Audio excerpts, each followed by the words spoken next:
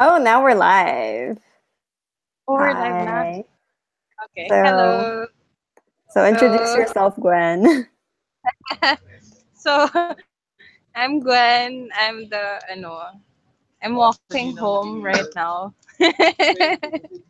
Tapos, I'm CTO for Ritmo Learning Lab. So I essentially make games in mixed reality,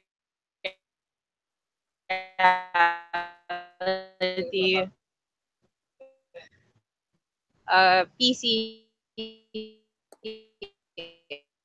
and mobile games. In early childhood development.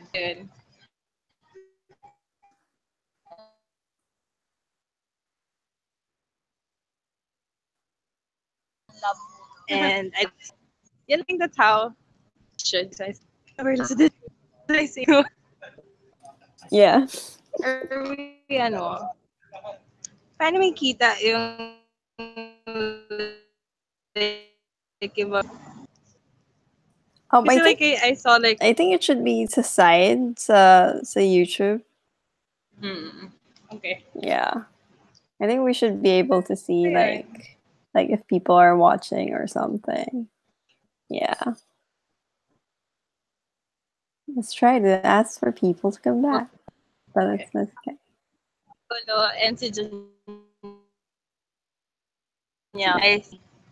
I join Mm-hmm.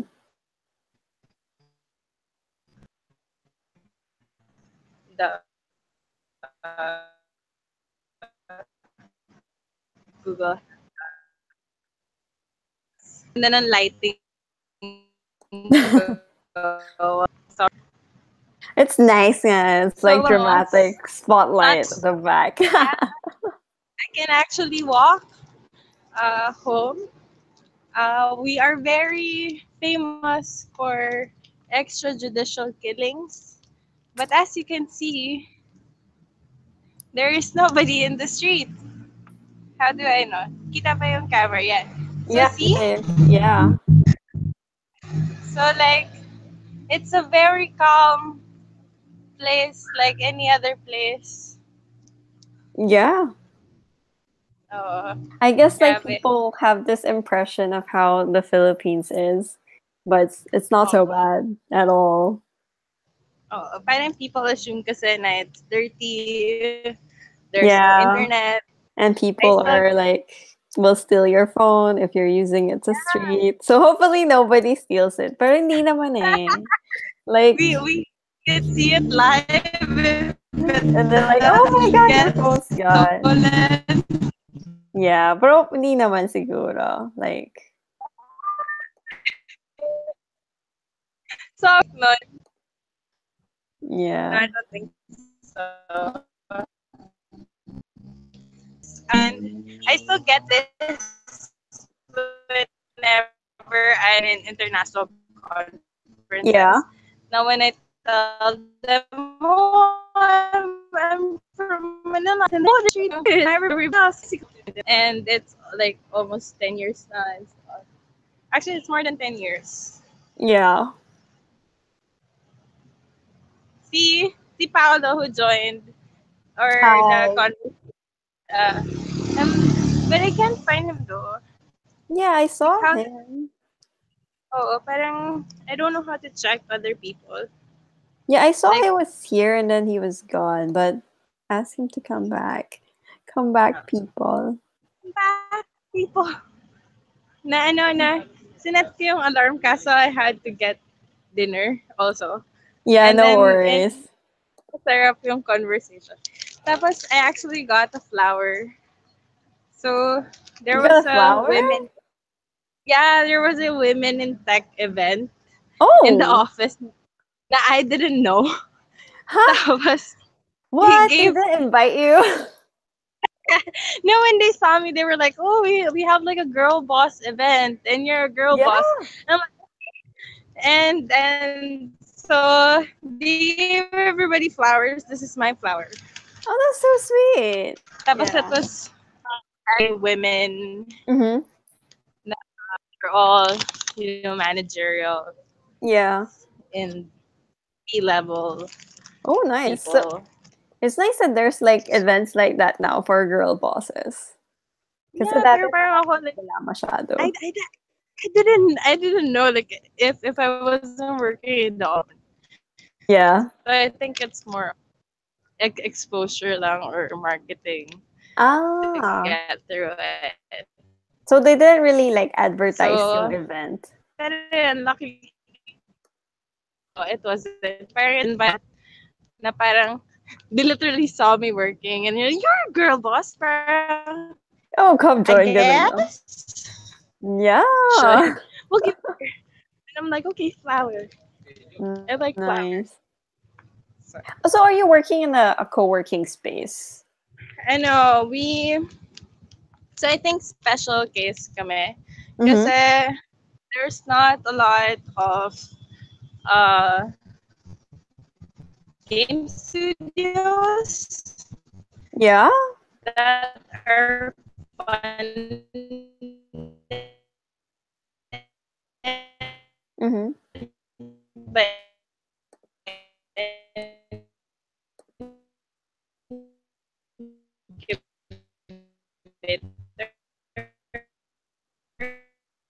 incubators. But the game studio that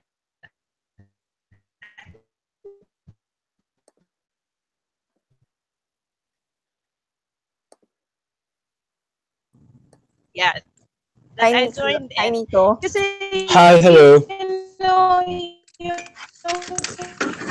What's up, guys? Hi. So Gwen's telling us about this girl boss event. Ugh. Prop na get like e-commerce. Camera, you should show your Yeah, face. Yeah, I see his face. I'm here. Yeah. Yeah. What up? Hi. Are you walking? Ka pa?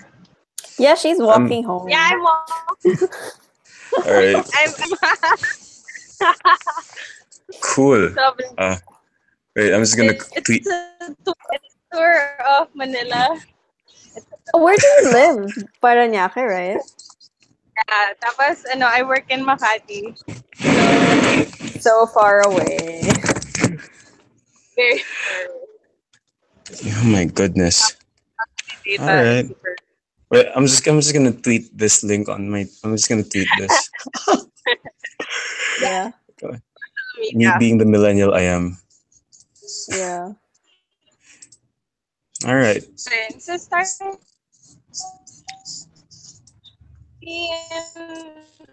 I'm not do just by like only reality. Mm-hmm. You guys want to handle mental health awareness. Yeah. It.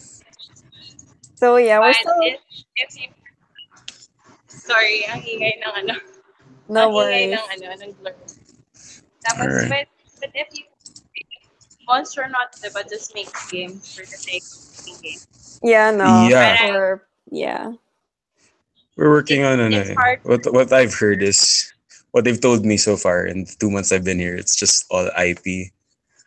It's a small team thing, so I don't think they have manpower to do the IP and work for hire at the same time. You're at Monstronauts, right? Yeah. Just Tell this year, us actually. more about Monstronauts. Monstronauts, I think they're like 20 people in the entire company. They're 2 years old. We're 2 years old. Mostly we work on original IP for mobile games. Our biggest hit is Potion Punch. It's available on the App Store and Google Play Store. It's actually one of the. It's interesting to see because it's a pure IP based studio, as opposed to the usual work for hire setup most studios have in the Philippines. not a lot of people can pull off, that kind of risk. And it paid off. They're able to expand the team a little bit more. And actually, we're working on our follow up. So far, good people. From actually, a lot of them are veterans from the industry. Coming from different studios. I think I'm allowed naman to say where they're from now. They're from like some of them used to be with Gameloft Manila. Some of them from Yeah, Anino and I know Synergy some. 88. So yeah, it's actually cool because this is what a veteran team really looks like. It's interesting to see since I'm kind of young and new into the industry. Yeah, it's kind of cool. Your boss is in a Sandmig commercial. We actually have a huge TV in the office and we play it on Yeah, loop. that's so funny. So how did that came to I don't be? know. I think it's one of his friends Yeah. that got him to do it. It's either one of his friends or our marketing guy hooked him up with it. And actually, they've been talking about it a lot ever since I came in. Like, they also do those promotional GIFs with San Miguel Pale Pilsen. But I didn't know that they were serious about Alan being in a commercial. I thought it was a joke. And they were all talking about watching it when it shows and it premieres. And there it was. And we all just had a group viewing and we watched it multiple times and we were laughing. We actually memorized the voiceover and the monologue in it. So Oh my it's really, god. really cool experience. Did you guys get free beer from Sandmig? Uh, I'm not sure if we did, but there's a whole box of beer in the pantry from the Christmas party. I don't know if that's from them or they bought it. Hopefully we do. I mean, hopefully we do get some. I mean, you should That'd get be some great. perks for like, I mean, you guys, as soon as a commercial siya, so dapat may perks, free Oh nga beer, eh. beer Fridays, Company every day. discount. Yeah. The funny thing about that kasi is, Alan doesn't drink. What? Or he doesn't drink much, from Or he what I doesn't heard. drink Sandmig. No, I don't.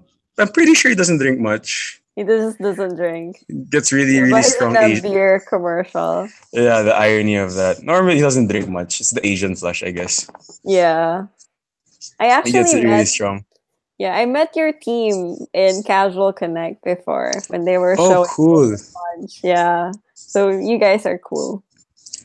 Thank you. I mean, I've only been here like 2 months. So, so far so good. I mean, these guys are awesome. They're very helpful. They're very smart. They know what they're doing. And it's a small studio, so it's kind of inevitable to be friends with all of them. Yeah, I suppose so. So, and tell us about your work at Binild. Oh yeah, okay. You forgot about that. I am a part-time lecturer at the De La Salle College of Saint Benilde, from which I'm also a graduate of.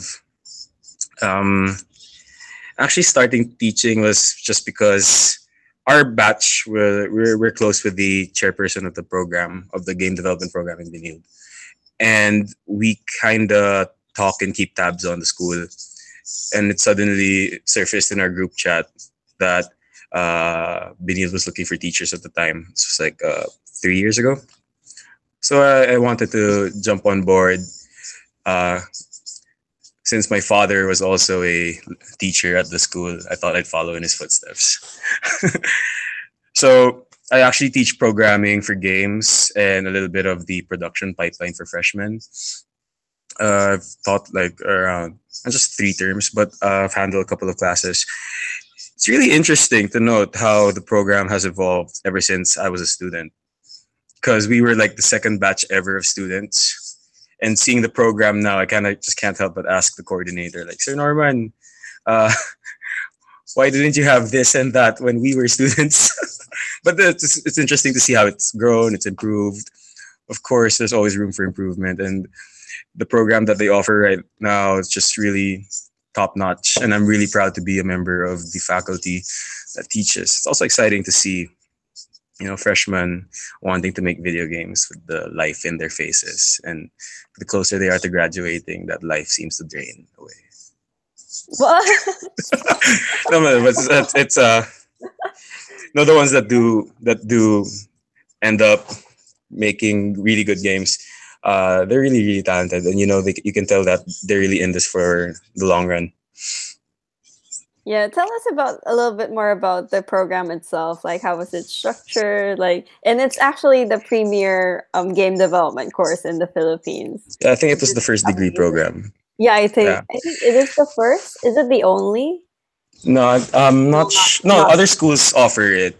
Benil Yeah. was the first to offer it as a degree program because prior to that, other schools offered a elective, or they offered certain subjects just for that. But this is the first one to actually be a whole degree, a whole 4-year program. At first, actually, it's changed over the years. At first, we were kind of taught a little bit of everything in production. So we would learn art, we would learn programming, we would learn design. Of course, we learned the business side and the management side. So for a couple of batches, it was just people who were kind of jacks of all trades and not really master of none, but we kind of had dabbled in everything. Uh, the degree program right now is divided into 2 tracks. Uh, you take the program, they teach you a little bit about everything, but then by your second year, I believe, you choose an art track or a dev track. So it becomes more in depth, and those who really want to become programmers no longer have art subjects, and vice versa. So a lot of the subjects are actually really project based, and we really want to simulate how working in a studio feels like, or working on a game feels like, or working on a project. So it's actually prepared me for the professional game dev world. I kind of knew what to expect, given also that a lot of my teachers were people from the industry. So how easy was it for you, like graduating from the program and then getting a job in the industry? Like, did you take like the portfolio that you prepared? Was it like enough? It was Like bad. everything they taught you? Well, No,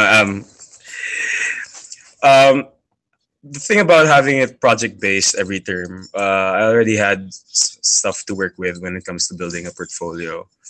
Um, Also, the school itself, and of course, IGDA and the Game Developers Association of the Philippines, kind of made it easy for us to build a network in the industry even before graduating. So getting a job really was more of hitting up my contacts that I met as a student. Of course, a portfolio was a big plus, and we were actually one of the earlier graduates, so uh, we kind of already had eyes on us, I think.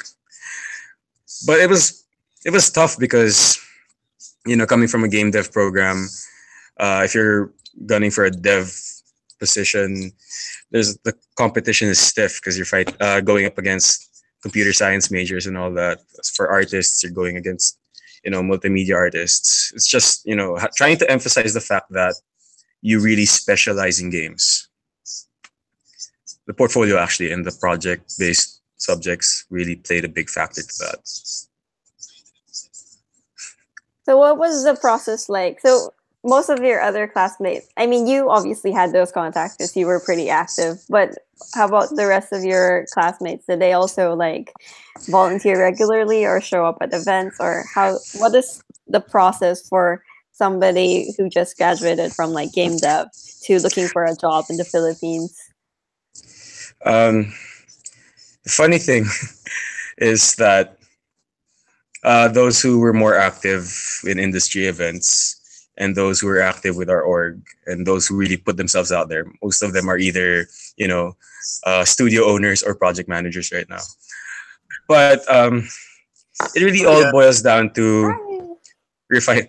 It's Paula, and we're being joined by other people. Yay! Okay, it's really more of just building your portfolio, building a really good portfolio, and just really specializing in something. Like if you can make games, that's good. But if you're going for a dev position, you have to really really know at least basic computer science, graphics programming, or whatever else specializations you want. For artists, you can either specialize in 2D, 3D, or if you're really focused on animation. So portfolio and specialization actually played a big role. Yeah, so that's good. So, hey, hi to everybody else. So, Hello, everybody. hello everybody. Sino yung next na gusto magpakilala dyan? Like, introduce yourself and like show off your works if you have any videos or something. If not, I'm gonna randomly pick one. Si Sir Paolo.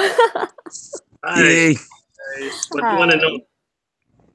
Just I guess because hopefully there's gonna be other people from other countries who will be viewing this, so it will be kind of Really? interesting to let them know a little bit about the first game developer in the Philippines.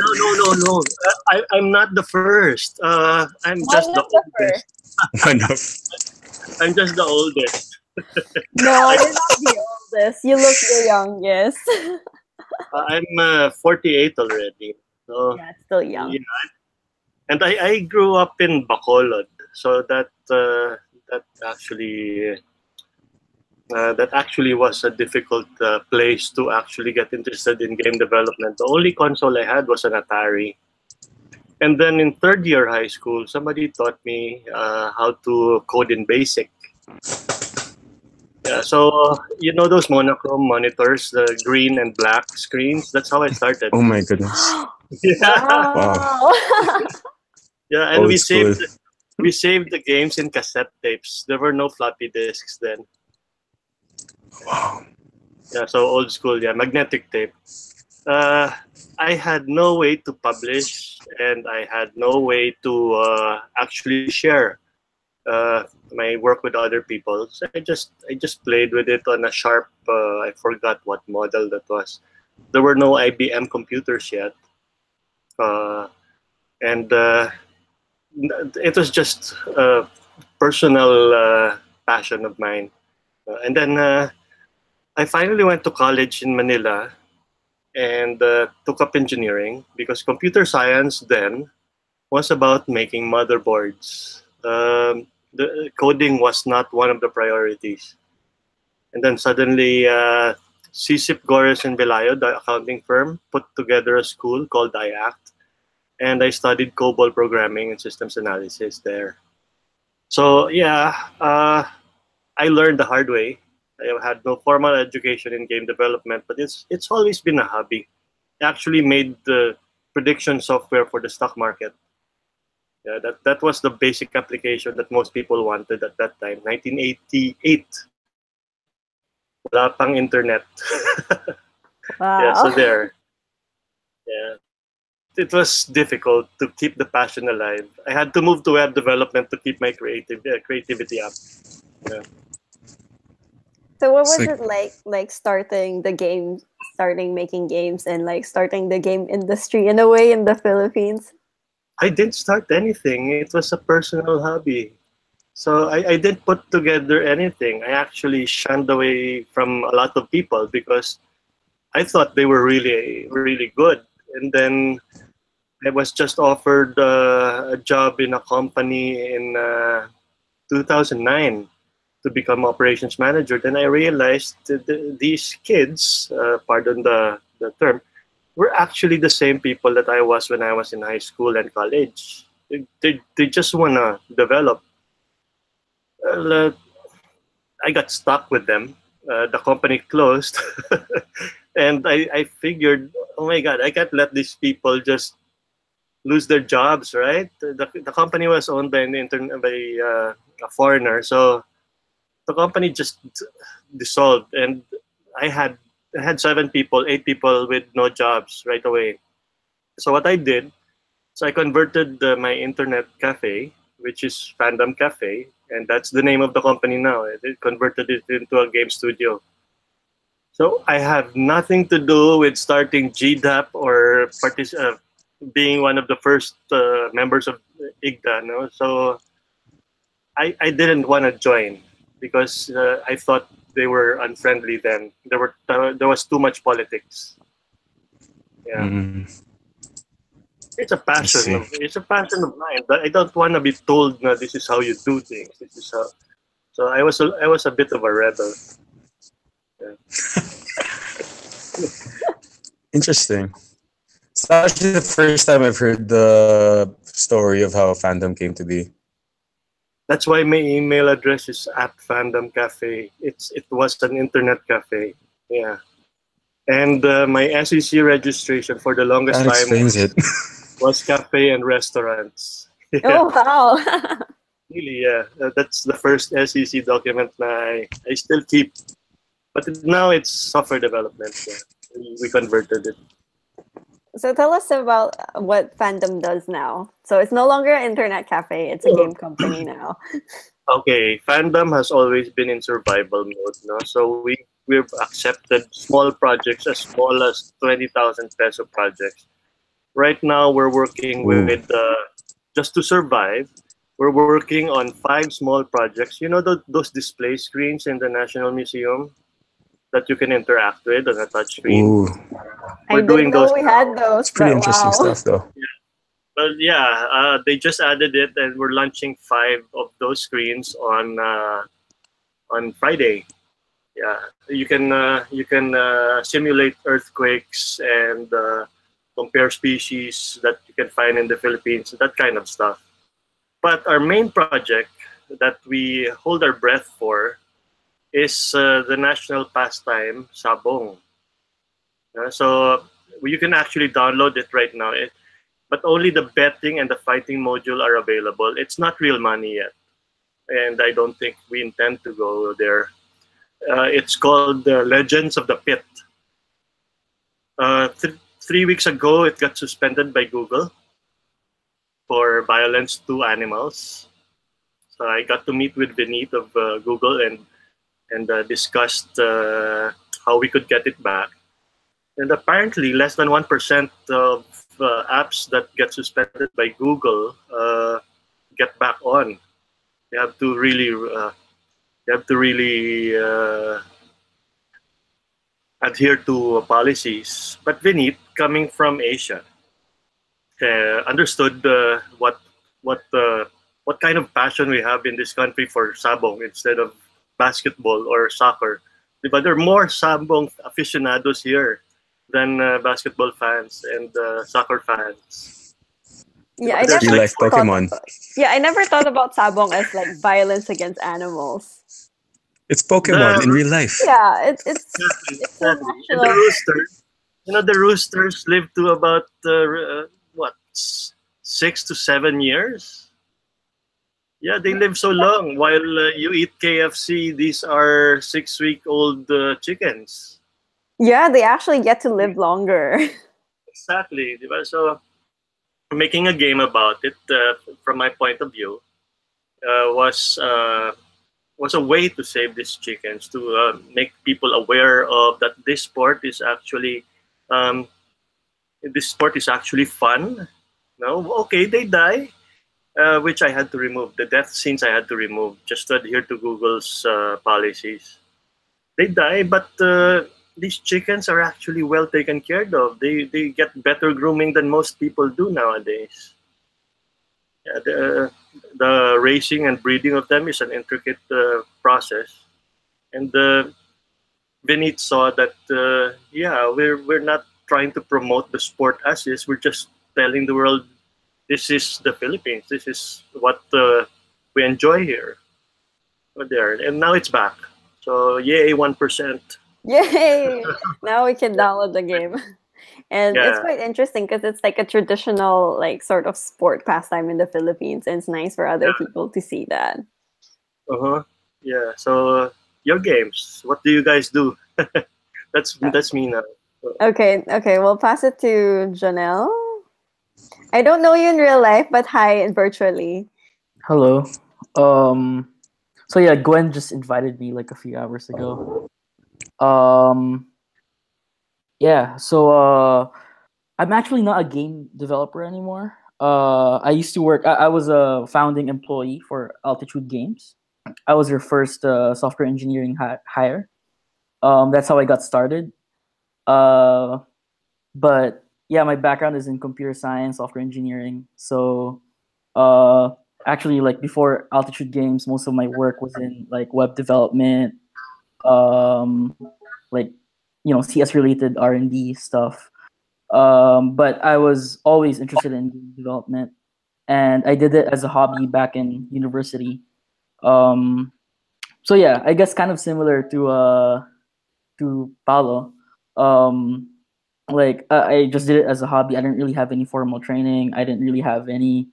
I didn't have a lot of friends who were into it, so it was kind of like a solitary thing until I met, a few friends who were also into it, and that's actually when I like improved a lot. It was because of people who were better than me. I basically learned from them, like pick their brains. Um, so yeah, I got into game dev because of connections. It was thanks to an intro by my who by the CEO of the company I was working for back then called Caliber, Paul Rivera. I don't know if you guys are familiar with him. So yeah, he was kind enough to to introduce me to Gabby Dizon, one of the co-founders of Altitude Games, because they were friends, and Paul knew that I was really interested in game development. So yeah, that's how I got into game dev.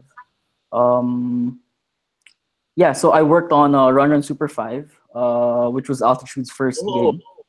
I was made that. wow, thanks. Yeah. I'm a So big Voltes 5 fan, and to see that game out there, it's like, yeah.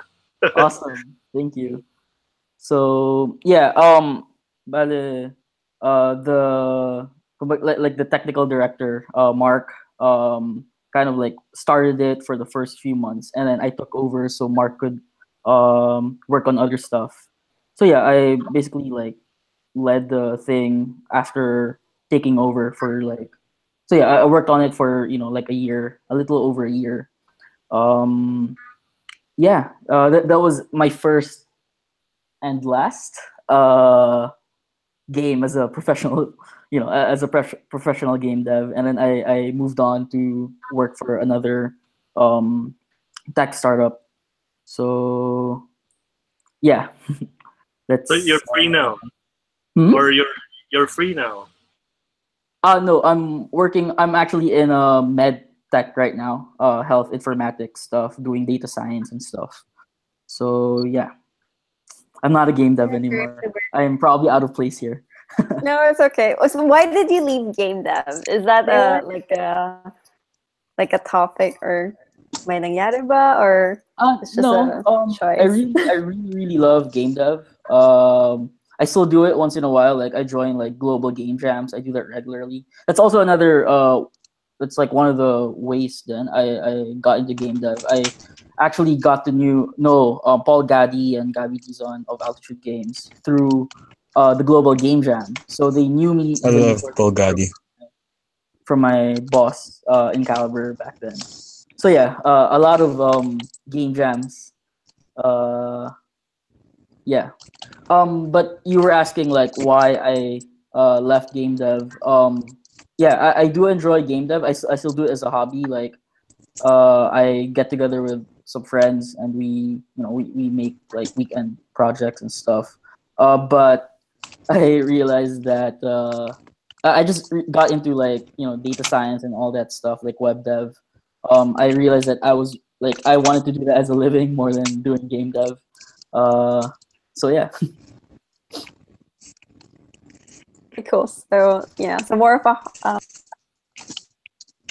oh, okay, there. Okay.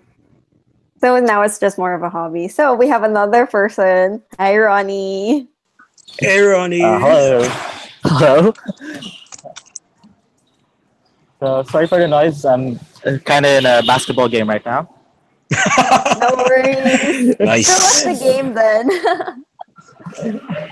Proof. That's good. There you go. Oh. Ah, nice. I'm guessing you're with Don. Oh yeah, I am with Nice. Tell him I said hi later. Sure. Okay, so yeah. So I'm Ronnie, COO and president of our small startup, which is called Crisis Studio. Our first game, which will be released on Steam and Switch this year, second quarter, is Shot Fired. I'm not sure if anyone has heard of that. Yeah. Yeah, we've heard of it. It's so cool. Thank you. Okay, so you have any questions? Yeah, why don't you tell the rest of the audience like about what Shots Fired is and what it's like to start your own startup, like your own game startup in the Philippines, like any challenges that you face. And Okay. All right. So Shots Fired is kind of like a gamers from the past where we're introducing Where's Waldo into the modern world. So it's shoot 'em up puzzle sniper game. We call it FPS, as in first person assassin simulator. Uh, it's going to be on Steam and Switch second quarter of this year. Hopefully on PS4 and Xbox consoles within the same time frame as well. So it's being published by Another Indie, which is a China-based publishing studio, which is also a small startup. And it's been showcased through in every part of the world. So starting up a startup studio in Philippines, well, it has its challenges. Actually, it's all challenges. The best part about it is getting to know people from all around the industry, traveling and meeting new people and showcasing something you've done. Uh, the first challenge we experienced when starting the studio was it was financially hard. We didn't have the startup capital. We couldn't get investment due to our portfolio being small. Since we originally came from a failed startup studio, which is called Quickfire Games. The first game we did was Wild Season, which is a Harvest Moon type game. It failed financially, and we decided to start our own studio with the same kind of setup, but with our own improvements. So, apart from financial hardship, it's hard to get new clients. We can't just survive doing our own IPs without any outsource or any other source of income. So we had to get to know people. We had to get out of our comfort zones. I was originally an introvert kind of person. I didn't talk to much people. I never enjoyed going to groups or events. So I had to go around and talk to meet new people.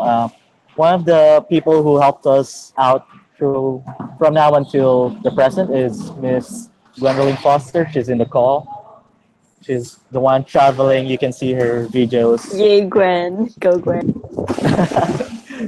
She introduced us to a ton of friends, partners, and potential investors as well.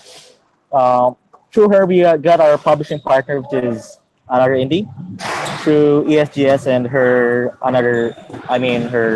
Indie Arena help support there. So from then we grew from two, me and Don, which is my partner, to around 8. Then we went back down to 5, originally in 2 developers, 2 artists, and 2 designers, which is now 1 developer, 2 artists, and 2 designers in our company. So I think that's basically the gist of how we started. Yeah, tell us a little bit about what it's like showing off your games in all the different countries you've been to. Okay, so showcasing Shots Fired through China, Taiwan. We couldn't get to go to San Francisco due to financial reasons. But the experience you feel during events like these, showcasing something you've poured your blood, sweat, and tears into is overwhelming. You'll get to know other devs, talk to them about their experiences in game development, kind of like going back and forth with them and keep on getting in touch with new developers and new potential technology and their investments. So it's like getting to meet new best friends, if I could say. You don't want to burn bridges in as a startup, you want to keep on growing your bridges further and further as you keep on growing. So as we showcase in Taiwan, which is one of the best countries I've been in, I love the cold weather there, but I hear it's pretty hot. When it's hot, it's hot. So Taiwan was one of the best experiences we've had as a startup showcasing our game there. First off, the community there was overwhelmingly welcoming. It's easy to go to each and every part of the country compared to Philippines. In Philippines, you'll get stuck in traffic for a few hours, whereas in Taiwan, you can take the train or any kind of transportation, and you'll be there in like a snap, like a few minutes. Uh, Apart from that, the That's indie the community there, dream. it really is a dream. It's a whole different world when compared to Manila traffic. Uh, the community there for the indie development is pretty much being supported by the government right now. So it's it's a small but close knit community. I've been to the indie party.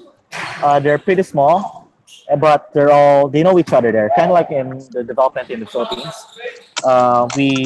We're a small knit community. We know each other, but showcasing there is and being met with tons of overwhelming positive people, potential investors and publishers who contact you as soon as they see your game. Oh, the game looks good. Will it be for mobile? Uh, so what? Those are the experiences you get to feel and kind of like get the jitters or butterflies get when you showcase the games in any part of the world. Cool. So what's your how do you like oh I forgot my question.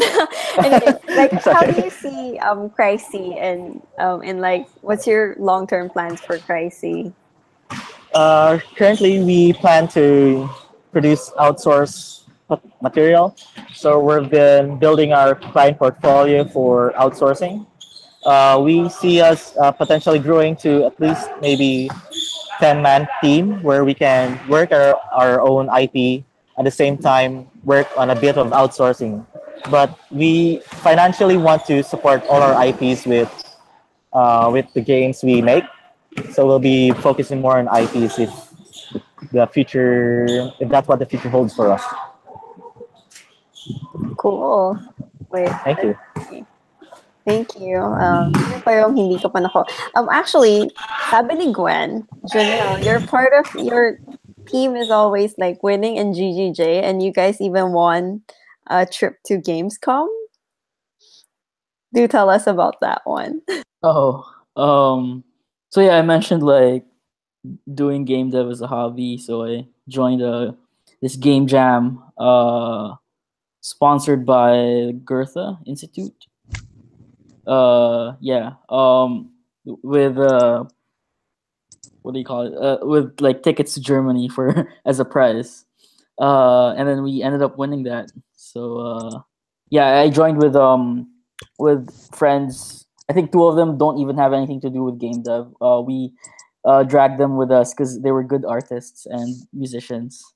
So and then I joined with a friend named Josh Castaneda who works with what, sorry, I forget his name. He used to work for Indigo with shit, I forget his name. But yeah, so he's the one who's still in game dev. He's actually one of the people I learn a lot from. So yeah, we ended up winning Indigo. He was with Indigo, with right? Indigo. Yeah. So right now he's working with Tactile Studios. With James Lowe. I think it's Yeah, James Love. James. Yeah. So yeah. That's how I like that's my creative outlet, I guess, like, or my game dev outlet per se. Yeah. So you got to go to Gamescom. No, this is Gamescom is happening in August, I think. So So you're yeah, going to Gamescom. Ooh. yes, this year. Oh, So yeah, congrats. thank you. So And wait, sorry. no, go Congrats, on. man. Oh, okay. Yeah. Gwen also mentioned academia. I think. I worked like freelance because I had like some free time a few months ago, so I offered my services to Ryan Sumo, since they needed help. Needed an extra hand for to do their early access release for Academia, which is a school simulator on Steam. If you guys have heard of it. So yeah, I helped them like do some like server side stuff because they wanted to do like a real time survey thing and help them fix some bugs. But yeah, it wasn't much really, so I didn't really mention it. Yeah. Yeah. Oh, is Gwen around? Because like we should. Gwen, I think, is like the most awesome person in like Filipino game though, because she's like actively like goes and meet people and introduces people to everyone. So I hope her connection's okay. Is she? Hi, Gwen. Or she's still like in the middle of a commute. She's still in transit. Yeah, she's Maybe still she's in the transit. airport or something. Oh yeah, actually, because she passes by the airport. Yeah. Yeah, I suppose we could just like casually like talk about like what are the other, I don't know, like challenges like that people that we do face in the Philippines and like in game dev, or like how what's it like looking for a job, or like how do you pursue game dev, or like anything that you guys can think of. I know si Nico, he's talkative, so go Nico. Oh, Miss Lawrence gave that much away. Um, it was an interesting story. Losing you guys.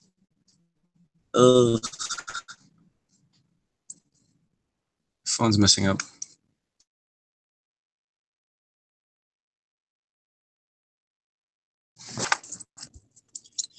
Oh, Nico's being laggy. Oh wait, Okay. Nico's back.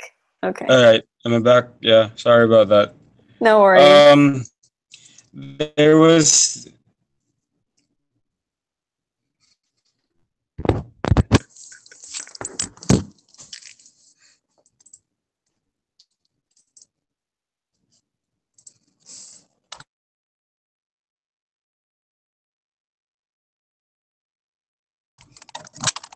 Nico says, "Oh no, I think his phone's lagging." Oh yeah, people of the internet. In case you didn't know, that's Filipino internet. Wait, you're not Filipina? Yeah, I am naman, but I'm currently not in the Philippines. I'm currently in Australia. Wow.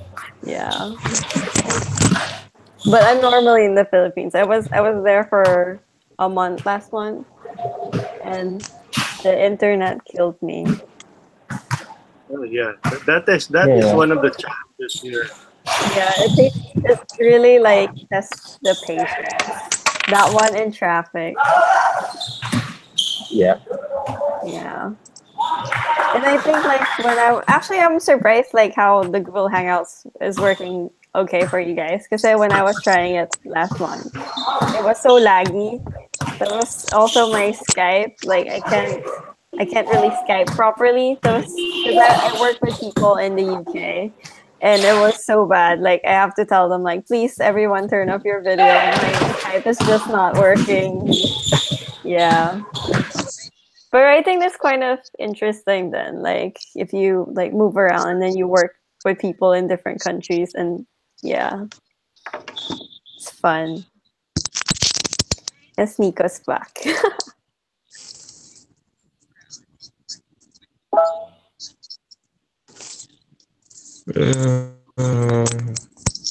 How do I get out of this window to see a chat? I think it's next door. How do I do that? The chat should be the sideline. That's for the group chat of this. But I'm hearing a sound that's telling me I have a chat elsewhere there. That it's like a It should be sa side lang. Unless it's in the YouTube one, but is there any? oh There's a blue icon. Yeah. If you hover over it, it says chat. yeah, it just says who left and joined. There's no chat. Oh, huh, weird.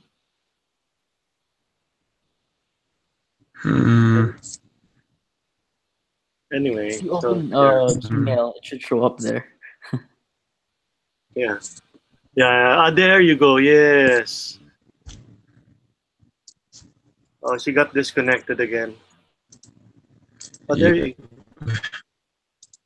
Now he's back.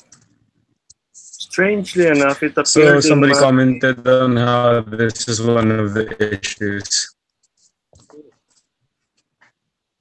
Okay, Nico's back. Okay.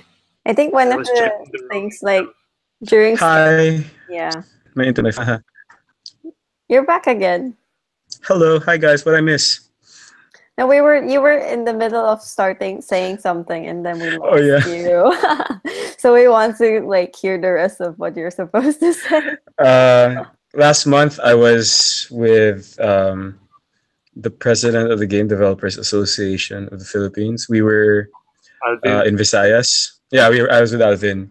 I was with Alvin. We went to Aklan because we were going to do a talk and a sort of mini game jam for schools, senior high school students in West Visayas. This was in Aklan. And the thing we noticed was there is an issue with accessibility because right now the current situation is most game dev, it's just in Metro Manila. It's just starting to reach out to the other areas of the Philippines. Right now, I think Cebu is starting up a community there. Iloilo, I think also has their community. Other than that, I think in Mindanao it's Davao. But other than that, we really need to also. It would be really beautiful to see that it's taking game dev outside of Metro Manila because there's so much potential, so much potential talent elsewhere that it should really spread. Get more people in on it. There's an accessibility issue, resources, people to train other people. So I guess that's one of the biggest problems I've seen firsthand is that we need to just get out more. Yeah, do you think like in terms of you saying like get out more and also for the Manila people to like go to like the Visayas and other regions or also encourage them to come to Manila because there's still that idea, right? Like everything's in Manila and also that little bubble where most people in the Philippines stay in the Philippines and not that many go out. Unlike Ronnie and like most game developers actually haven't went out of the Philippines or don't go to like conferences elsewhere. Like, do you think that's also like an issue or like what do you think that's the reason behind us not going out? Anybody? I don't think it's a matter of going out. I actually set up the Negros chapter for GDAP, so it was still considered the Region 18 because it was one island, the one island region, and then Duterte canceled that. But there's still a GDAP force in Negros. What they lack there is education. So most of the people that are in game dev right now are actually educated here in Metro Manila, and the students from the province that go here for college stay here because this is where the money is. This is where all the taxes go. This is where all the developments are. All the studios that exist already are here. But a few investors have actually gone to the provinces and set up studios there. And they still find it hard to find the right kind of talent. So it's really the education there. If you could bring the education there and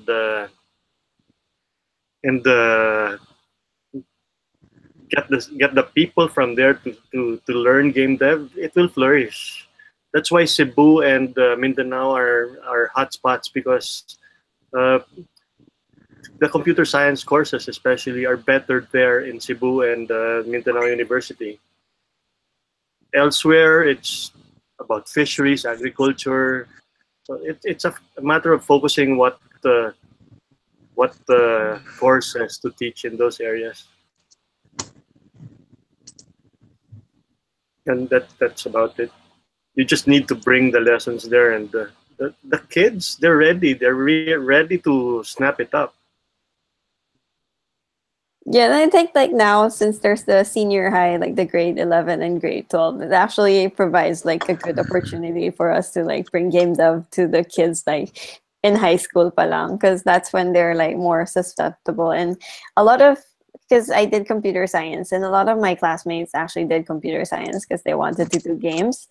But sadly, like out of, I think there's hundreds of us, and a lot did do computer science to go games, but only like less than 5 of us is in games.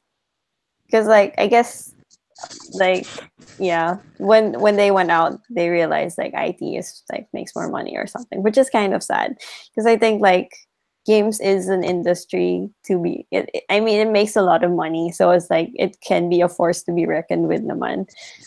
Yeah. The It's the politicians highest have form of entertainment. Exactly, because it's interactive. Like it's not just a passive entertainment. well, Yeah. it's gonna take a few more years. We're GDAP actually is working with TESDA to get the K-12 program on board. Like you said, in high school they're going to teach more lessons, but TESDA still has to approve it. DepEd still has to approve the curriculum. So it's gonna take a few more years. Right now, I think the students are still reeling from having to go through 2 more years of school. So there's really no direction yet. Yeah, I remember talking to Sir Norman from Benilde, and he was saying that since Benilde had this game program, but they can't use the word game in it because like the Department of Chedba, or The Commission on Higher Education. yeah, they didn't like the word games in the name of the program because yeah. They're calling it EMC. IEMC, Interactive Entertainment in Media Computing. IEMC, right? Yeah. That's IMC. Very confusing when it's just games. I guess like in a political level or in a like educational level, they don't see games as an education or like games as a career pa. I actually met somebody in Iloilo, and this lady came from Bacolod to meet us in Iloilo. And the first question she asked me was, "What are we going to do about changing the image of game development as an industry in the country?" Because when she said to a co-passenger in a ship that she was teaching game dev to kids, that co-passenger actually told her, "We're trying our best to get our kids out of internet cafes and playing those stupid games, and here you are teaching them more. They don't understand what we're doing." So I think it's a generation thing. We're at that cusp of a big generation gap change. You know, when the older generation dies out and has this bad image of what games are, maybe we'll move forward. But right now there's a culture shock thing to game development. Yeah, and especially like, did you see the video that Trump released of violence in video games and how he's blaming video games for all the shootings in the schools? But it's not. Exactly. I used to play more violent games in high school. I mean, even the Atari had people splitting apart. Okay, they were in pixels, but it's still death. It's still blood, right? Mortal Kombat had blood and gore, and that didn't want me to pick up a gun. Yeah. That didn't make me want to pick up a gun. I mean, Yeah, I suppose it's not video games, it's people. Like you can't just lump like they're just looking for a scapegoat and like they're like, oh, video games. But I mean if you watch movies, movies are just as violent. Yeah. John Wick. Yeah. Yeah. Yeah. So the funny thing is because a lot of studies have been done and there's no conclusive evidence. Yeah. Yeah. So there's that stigma. I Yeah. think it's stigma. Like so Nico, like you actually pursued a video games college university degree. Like what did your parents think about you doing that instead of like a Actually, normal course? actually, my parents were very understanding because I was actually about to take music production in college, and they told me, no, go for video games instead. And I'm like, wow, that's different. But they Oh, understood that it was a multi-billion dollar industry You have cool globally. parents. It's like, yeah, no. Part of it was because my father already knew of the program before it was announced. But they said, like, they understood. It's, if you don't end up in video games but take the course anyway, you can take your programming background somewhere. You can take your art background somewhere. It's a multidisciplinary thing, and you have options. But game development, there's opportunity there. So yeah, I'm pretty. I'm actually very lucky to have cool parents.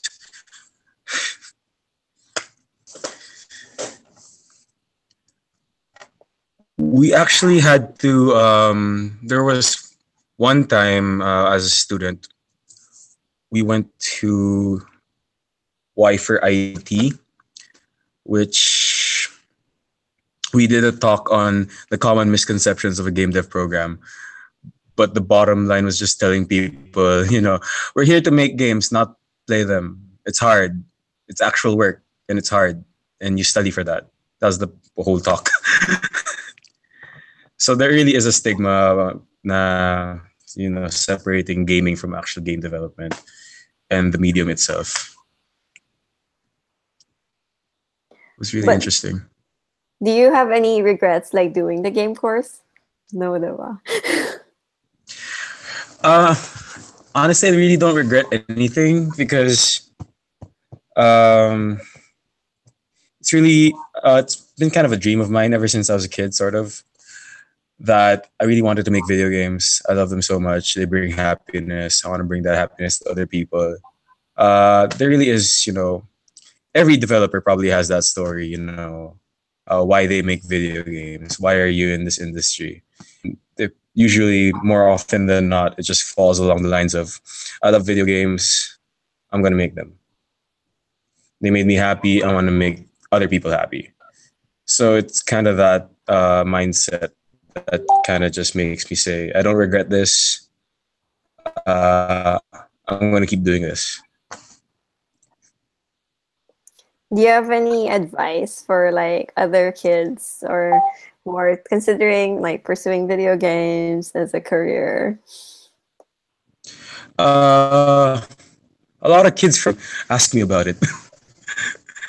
They're like, I also want to make video games like you when I grow up, or I want to take it up in college. And the first thing I tell them is brush up on your math. But I see the interest when people find out what I do for a living Yeah. or what I took up in college. It's like they're so interested, but I kind of tell them, yeah, sure, it's good and all, but it's work. You have to prepare for that. It really is work. Yeah, I guess a lot of people just A see lot of the people end say product. that. They don't see the Yeah. lines of code behind it. But coding's fun. I like coding. Yeah, it's really interesting to just when you mention that it's a lot of math or and logic, you just kind of see them look at you and just try to see if you're lying or not. What did they expect? But it's Just interesting magic. because It was just like, oh, it's just gonna work. actually I have my baby cousin. She's like in junior high, and she already like made made her first of it. Forgot what she used. One of those beginner frameworks. Scratch, I think. What's it called? Yeah. And they're so proud of it. And she's like just this little teenager coming to me and like, Kuya Nick, already made my first game. It's like that moment where like, oh, keep doing that. That's awesome. It's cool. It's So yeah, a lot of kids, you know, even Yeah. though you tell them it's math and logic, they still It's like- persevere. Yeah. I kind of like feel a little like jealous, like the kids nowadays have more like accessibility now compared to before, especially compared to Sir Paolo's time. we have more than 2 colors on the monitor. Yeah. Yeah, When it became 8 colors, it was like, wow, I can actually make it. color. Yeah.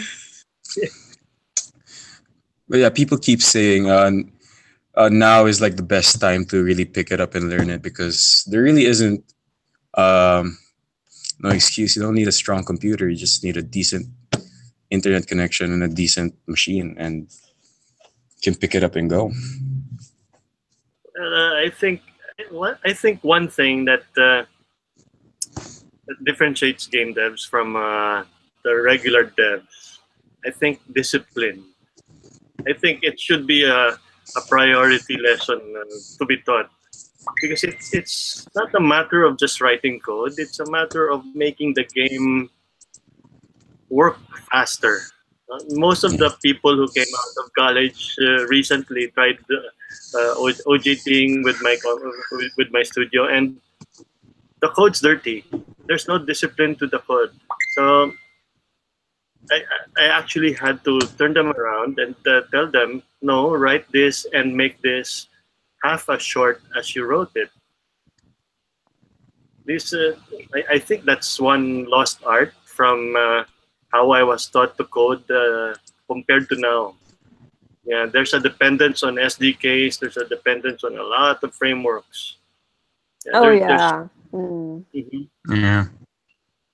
So there, I think discipline has to be part of it. Documentation. Yeah. One of my key. Yeah, how can I continue? Oh my goodness. Documentation. Uh, And comments. That is one important thing that is not taught in school.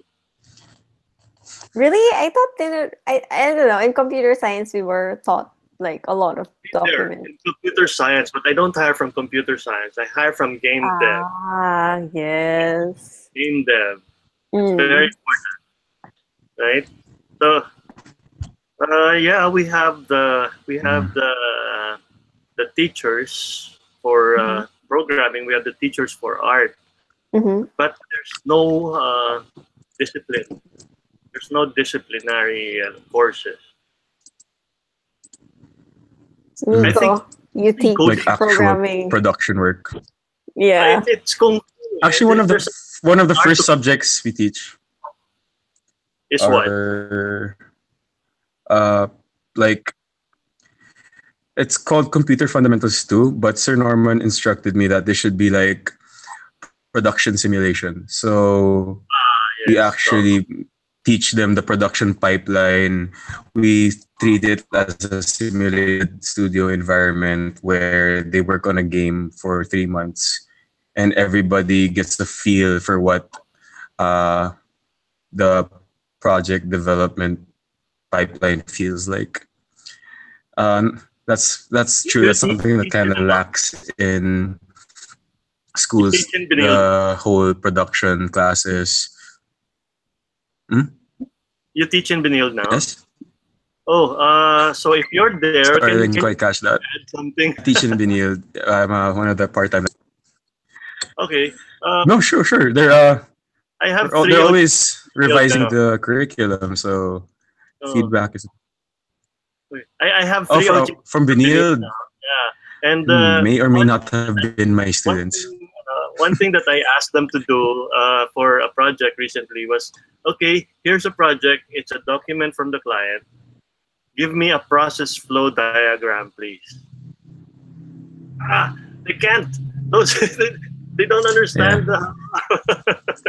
That has to be taught. That has to be taught. Oh yeah. Hmm. Diba? Can you add These that? are the more. Uh, Yeah. No. That should actually there should actually be more of a technical documentation and planning subject, yes. because people should understand like software development is more than just coding. Yeah, the thought process kasi from Yeah, game I development should to I should bring that up. the when you put a team together kasi an artist, game designer, and a developer and a project manager, the thought processes are so different in the disciplines that you need a process flow diagram so that they understand the game the same way, and it makes the project so much smoother. So before I start any project, Yeah, and makes onboarding so much easier. Yeah, it makes transition also between, let's say, one developer is moving out of the company and you're bringing in somebody else. If you have the process flow diagram, it's so much easier.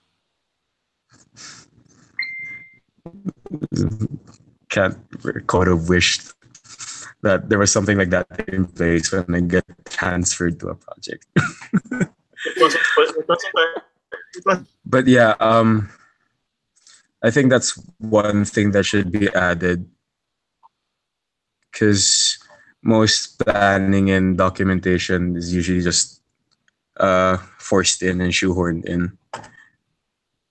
Having a dedicated subject for that would actually be very helpful. Yeah, that's Should one bring of that the up. reasons why we can't move past small games, really.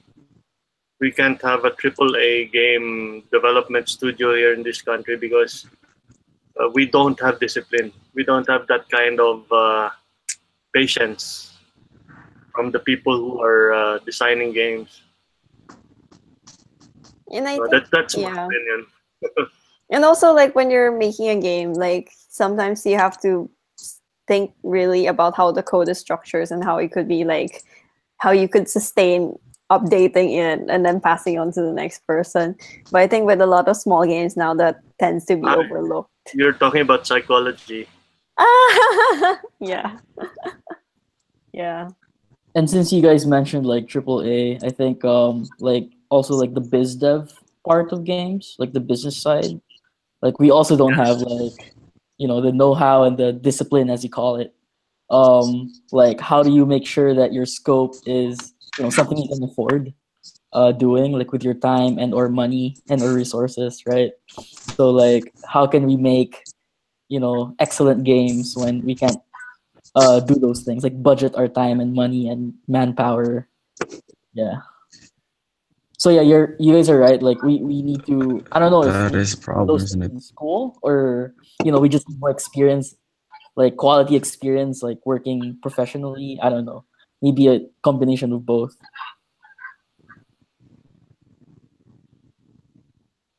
And I think, like, say right now, like, so Biniol teaches game dev, but it doesn't really teach production, does it? Like, It does. They have Does it? subjects for that. yeah, for everybody, like Scrum They- and like Agile and Agile development, yeah. estimations, the whole, what's the other one? The whole risk planning, risk assessment. Also, you guys do. That's- That's good. Yeah. Yeah. But then again, they're always in a classroom setup. It doesn't stand up to the whole hands-on experience of an actual project you're planning for. So it's different, it's different experiencing it for yourself than in a classroom, which is something that could be worked on. Do they have like internships? Yeah, there are internships. Binil's a very well connected school, and actually a lot of schools are actually connected to the industry right now. I've only actually seen internships in 2 studios up close, but it's different. Yeah, it's like this is where the students get their hands dirty, and honestly, I've learned a lot from my internship, and so did all my batchmates. Are there actually enough like game studios in the Philippines to cater to interns in the like from Benil and from other schools? Because I know most are like small studios.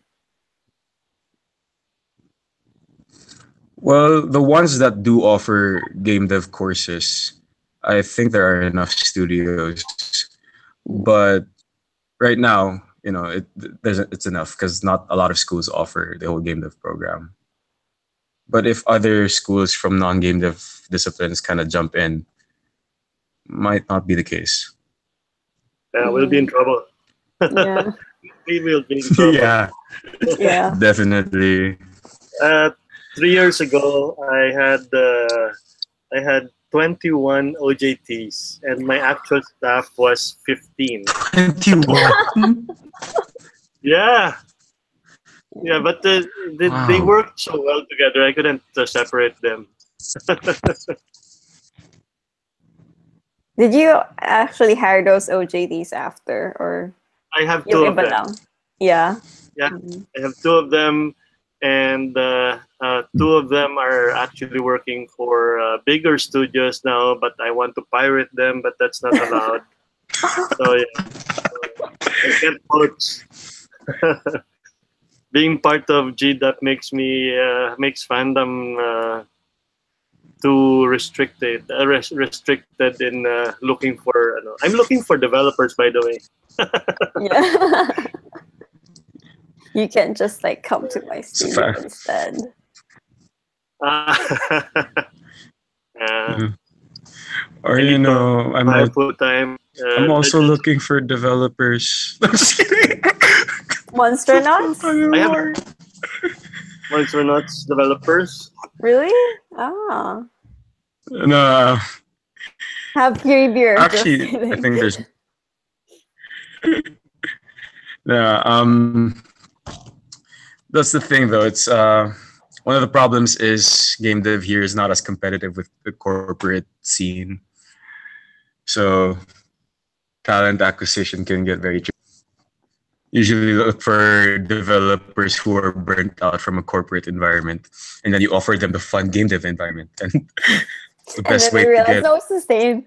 experienced devs. I actually had the game dev move to the corporate environment, and when I asked him if he was available, he said he'd quit and come back. Yeah, Yeah. so he was in the corporate environment for 5 years, and yeah, they burn out there fast. Mm. Yeah. And because with corporate, there's Sad. the ladder. Thus, you have to be a manager now after 5 years or something. Or yeah. I guess with game dev, it's more flat. Locally, most of the game dev studio hierarchies are more or less flat, right? Yeah. Something I've noticed, more or less flat. There really aren't that many levels. Mm-hmm. Although in a way, like flat in a way, like I used to work with Lady Lock, who's now gone. But I don't know. Like flat in a way, is it good or is it not good? It depends. Yeah. It depends. Yeah. I think that a flat office environment is okay, but when it comes to a project, there has to be a hierarchy. So every Yeah. project, my most junior team member can be their boss. Depends on the project, really. So sometimes I actually put OJTs in the position of project manager, just to get them to experience how it is, and then I'm back there coaching them, guiding them, but their say is the last say. It's actually very like progressive. Most people just put OJT in the corner. No. I have Very to learn good. them now, Yeah. because if I don't train them now and they come back to me later for a job application, I know I'm not gonna get them. Right? So it's a waste of time. Hey, fandom is training all the game devs for other game studios. I don't mind that. Don't say that. Just kidding. I've lost especially to Ubisoft. Oh my God, they have two of my favorite developers. Oh, Ah, they're They have triple two of my A. favorite developers. They're One of triple my A. best, one of my best business analysts and QA is now with Altitude. Yeah, yeah. She comes visit once in a while. Yeah, and well, I talk to her, and we still are open to rehiring her if Altitude doesn't want her anymore. Diba? kabatch ko ata yun eh. Ano na, Danica? Oh yeah, kabatch ko nga.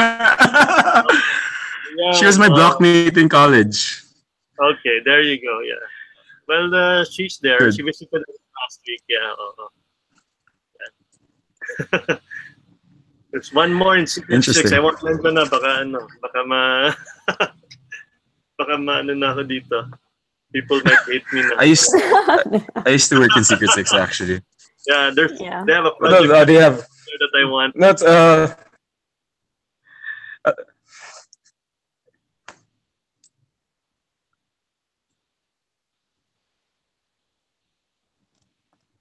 What happened? I think Nico lost yeah, I us. think I lost you guys for a bit there. Yeah. Hi, Okay. hello. But I think like with the Philippines, like the game industry is so small because there isn't much company. So there is that tendency that you do move around. Like you have no choice. You have to. Everybody kind of knows at one point. Yeah, which is kind of hard to like. You cannot offend anyone. That's interesting. So because when it comes to conventions and shows, it's like a mini reunion. You're like, hi, I interviewed you before, or I know you. So, yeah. Yeah, I don't know if that's awkward or kind of fun. I'm not sure. Yeah. It's like I'm not sure if it's a good thing or if it's a bad thing or like we need more game studios or it's okay, everybody. It's a knows double-edged each sword, other. I guess. Yeah. You have to be like super careful at each company because like when you go to the next one, they're like they easily ask for a reference and yeah. Actually, be friends with your bosses, guys. It pays off. Yeah.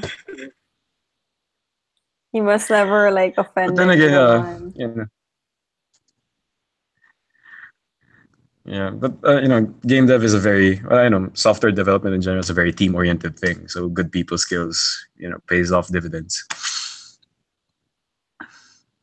Most interesting part. Yeah, I suppose Ironic. like teamwork, yeah. Ironic because most of the really good game developers that I've met are actually antisocial. It's a programmer thing. No, right? Yeah, like programmers don't talk to each other. No, I think Wait, like a no. balance, maybe. When Like when I was at Secret Six, it was the other way around.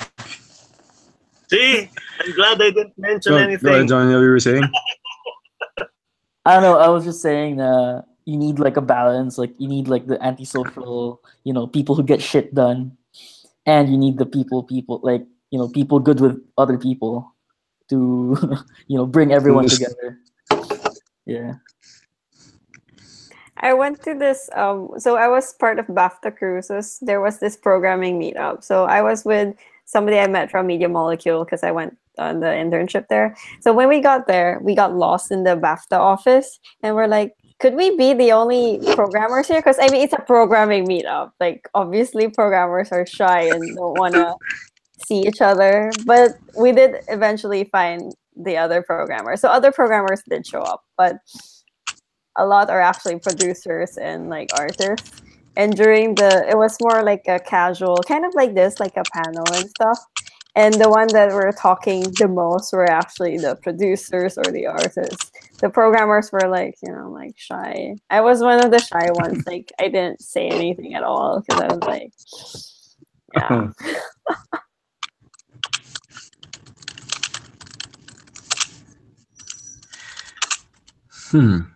Introvert programmers. Yeah. Actually, not even They just should do more. programmers. There are also some like artists that are quite introvert, especially like when they start working. They'll wear their headphones and they'll like not talk to you. They'll zone out and then just cancel you out. Yeah. Then more people should go to those the game dev drink up that Gwen organizes to network and chug down some liquid courage Aren't to you get you on your supposed shelf. to sponsor the with San Mig? Yeah. Talk to Alan about that. Get San Yeah. Miguel to sponsor the Hi, game dev Alan. drink up. It'd be Yeah. great. Yeah. Like a game devs in a beer commercial. That's a first, right? Yeah. I'm gonna grab a beer too. That was interesting though. Yeah. Be right back. Okay. Although me personally, like I don't like beer. I drink cider and stuff. But parang, like the culture, like I don't mind the beer culture first. Sometimes I feel like it could also be just quiet and people just like drink coffee Chilling. instead. Yeah. Because like I don't like really noisy environments. Like with GDC and stuff, or like the Casual Connect, or like game conventions, they're mostly like parties at night, which like I hear stories. yeah, Not your scene. not really my guess. scene. So like I went to the Casual Connect one, like in Singapore. That was after a while it was just really noisy. So us and a bunch of Russian developers, we just went to the Singapore Eye instead, and that was fun. But yeah. Yeah, I saw this tweet from like a game developer that went to GDC, and she said that there should be more tea and cupcake parties rather than beers. At a noisy crowded bar. Yeah, I'd love tea Yeah. and cupcakes. Cupcakes. Oh my god. Yeah. Yes. I mean, I don't mind beer and stuff. It's just like it's nice to have a balance, especially like, programmers are like, you have a beer now. But yeah, it's like, programmers are like, inherently awkward as you put us in an environment that's loud. It's like we don't talk already, those parang we have to make our voices louder for other people to hear us. It's stressful. Hey, are you enjoying this? What did you say? Yeah. What else? That's the interesting part, though. People in the industry just really know how to let it all out. Yeah, actually. Although, like, it's funny. So I go to mga women in games type events, and they're like, "We're fancy. We have champagne." Or like red fancy. wine. We're like, "Ooh, fancy." But Very yeah, classy. Very Yeah. fitting. It's kind of funny. Like, oh, girls, because we're girls, so we're fancy. But okay. Wala lang. Yeah. So, any other like, yeah? What time is? Oh, it's 11:30. Actually, this was something interesting that was brought up. I actually asked a couple of friends of mine what their thoughts on third world game dev problems were, and they actually brought it up on a consumer perspective involved, where region locking and distribution locally, like the Philippines doesn't really have that much of good access to video games. Hi, Gwen. Hi, Gwen. Not responding. Yeah, we hear you. Yeah. Tara again, Nico. Oh yeah. So yeah, so consumer Wait. perspective, yeah. Hello. Hi. Hello. She's there. Fine. Yeah. I'm home now. Yay! Oh, there she is. Hi. Hello. Welcome home. Can you hear me? Yep. Yeah. She's here. Yeah. Hey. hmm Yes, we can hear you loud and clear. Yay. Okay. So raining. Nico was telling us about consumers. Hello. Yeah. We have beer. Oh yeah, they have beer now. I have Red Yeah, Bull. we do. Cheers. Yeah. Wait, like, Nice. I'll get my Red Bull. Okay. Well, long story short, it's that purchasing power locally. So this is kind of a bummer for guys who want to market locally or want to capture a local audience. Like they spend much on microtransactions as much as other countries. Not a lot of people shop for games legally. I mean, piracy is still a big problem here, and that's one of the challenges if you're trying to market locally. That's one thing that was brought up with my peers a while ago. Mm. And I guess it's just that accessibility. So just another issue of accessibility, but this is more of a marketing and consumer side thing. So, like, do you have this impression that because if you want to market to a third world country, your game has to be free to play in order to reach more masses? Actually, Google Play is has launched the Piso, what do you call it? The Piso load thing. You can purchase in-app Well- purchases already for 1 peso. But then, Oh Really? yeah, That's cheap. that one.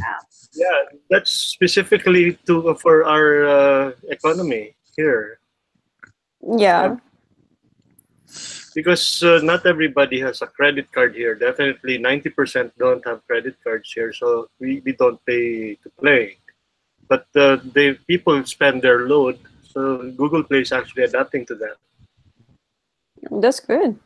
And also, like, Yeah, that- since with the conversion rate, like piso for in-app purchase doesn't sound so bad as $1. Because how much is the Exactly. conversion of $1, right? It's quite expensive, 52.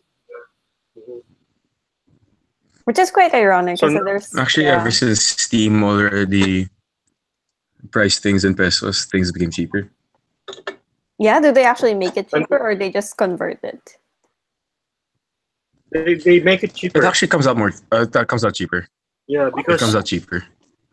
conversion right now is at 52, but if you use peso to pay for $1 app, that's 50 pesos. You save 2 pesos. Yeah, Yeah. that's good then. Because at least it's not fluctuating. Yeah, hopefully that picks up. Mm. It's a range. I think they have a range. They round it off. I'm gonna good try that news. piece of pay. That 1 peso load thing for Legends of the Pit. Yeah. Is it like a card that you can buy, or is it like load as in a prepaid load? You can use you pay through Google Play. You pay through Google Play, yeah. Yeah, and it gets deducted from your load by the telco. So like yung SIM, yung load ng SIM. Oh, Load na that's same. cool. Yeah. Ooh, Yeah, kasi we did the same peso thing pay, no? Evolve. Not Parang normally in-app purchases are like 50 pesos for gems. Tapos most people actually, whether they're Apple or they're Google, you could actually pay with your load. So even if you're not, kahit nakaline ka, nag-deduct siya, but it's over. Parang it's on top of your line. So kung like 2,599 yung line mo, parang you get like additional 50 peso charge on top of it just because you paid. So yun yung currency mo. It's essentially digital money. Then you get billed at the end of the month for it. That's good. At least it's better than, not getting over the whole no credit cards thing. Hopefully it picks up. Yeah, and I think Smart has their own API then. Kasi that's what they did when everybody was playing Everwing in the Philippines. Wala silang monetization. Tapos, I think they partner with Smart. So they get like Smart exclusive items just because their SIM is Smart. And the game developer essentially has to integrate their API into it para you get promos, limited run events. So they have that in the pipeline, but I think you have to apply for it, either ask Paul Pao or si PJ for it. And so it's just Smart. So the other telecoms don't have it yet. Yeah, but Alam Google ko Play nga, already Smart allows Yeah. that. Google Play already allows the to pay using load. Also, it's for all telecoms now. Oh, that's Yeah, cool. the Smart API was for smart users to. But I think the who made the run what's that again? What's that again from Altitude? Run Super V. They were tied to Surpass. Globe and yeah Surpass. Yeah, they it's Altitude, They, diba? So oh, they it's tied it to you know, Globe. yeah. Yeah, but I Me, think that is now not the case with Google Play. They can actually charge. They can actually purchase using load directly from Google Play. Hmm. That's cool. So is it like Let only in the Philippines, or is it like other third world countries also have that? Or you don't know. not sure actually. Yeah. But it should work. Pero kasi I think tayo lang yung wala masyadong credit cards. Kasi parang in China, 'di ba, almost everybody is paying through WeChat or Yeah, they some use WePay. Yeah. so parang sa atin kasi hindi pa ganun. I mean, I know Globe is trying to do it with Cash and yung Pay Maya stuff. But parang sa Philippines kasi mas debt center tayo. Parang diba if you go apply for a credit card in like Security Bank or BPI, you have to deposit like 15,000 and then they hold it. So you get like a 12,000 credit card, which is essentially parang, but I already gave money, so it's not a credit card. Pero um, kasi daming scammers in the Philippines, which is parang they always find a way to gamify the system. Because that was actually one of the problems when I used to work for R2 Games. Na a lot of people were finding a loophole with the Google Play stuff. So parang kasi Google Play sa Apple we didn't have a problem, but with Google Play kasi so you buy the gems in game and then you can refund it. Tapos Google cancels it and refunds it. Tapos, but the gems are still in the game. So, yun yung naging problem. Parang for a couple of months, tapos people were gifting gems and then selling them at like a higher or lower price depending on where they were purchasing it. So, tapos most ng mga tao who were behind it were actually Filipinos. Na parang they either bought it in Australia for like a cheaper deal. Kasi same with Steam, Google has that regional pricing na it depends. And I think, it benefits us in some way and parang it's cheaper. Actually, ironically, it's cheaper in Australia and Hong Kong, which are first world countries naman. Pero like they get resell into the Philippines for like 100 pesos or something.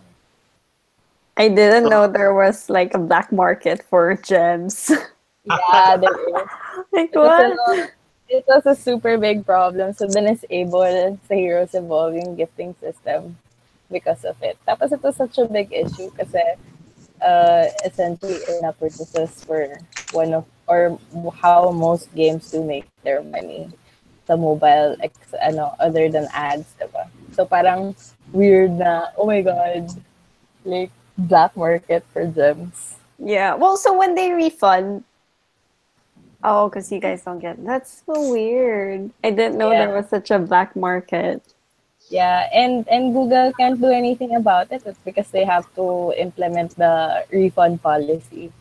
Otherwise, Um, pero yung Apple kasi is mas tight sila about it. Parang it's like 30 to 60 days processing. So they actually have to check and if the gems were purchased, ganyan, and stuff. So, items, ganun. So, parang mas complicated yung process ng refund for Apple than Google Play. Parang Google believes in the best of people. Unfortunately, people are not the best. So I just looked it up. Yeah, so Google Play actually has this program called Direct Carrier Billing. Oh. Mm. Yeah, so you can purchase any amount using whatever carrier you're using. Cool. Oh yeah, Gwen's here and she has better connection now. So Gwen, I'm at home. yeah, how was your commute? It was fine. Parang for a while, I think people just saw me like traveling. Yeah, that was quite interesting to see your commute. after ng airport, kasi dead cellular site yung airport. Yeah? Tapos, yeah. So I live parang sa, di ba yung roundabout sa, near, towards Naya 3. Mhm. Kasi to go home, we pass by C5 extension. Mhm. So that whole stretch hanggang Merville, sobrang hirap ng signal, like on and off siya, just cause we have airplanes flying in. And I'm actually immune to airplane sounds na. Oh. I That- didn't know na airports have like bad signals. Yeah, they do. Parang so dead zone yun. When you go yung entry ng SLEX, it's walang signal. So On purpose. doon nag-start yung ako. Yeah. But you don't live near, you live further off naman. So you do have signal at home. Yeah. How about Line. Tao who live nearby, like near the airport, then they don't have signal? It's super bad signal. So parang if dito sa further off the house, pero kasi line naman kami and then wifi. But yung phone ko, when I sleep, so my bed is like in the nearest to the airport. 2 bars lang yung signal ko. Oh. Pero when I go outside, 3 siya. So like, may improvement. Yeah. So it's just a signal or even your internet, everything's just bad then. Everything is bad naman in the Philippines.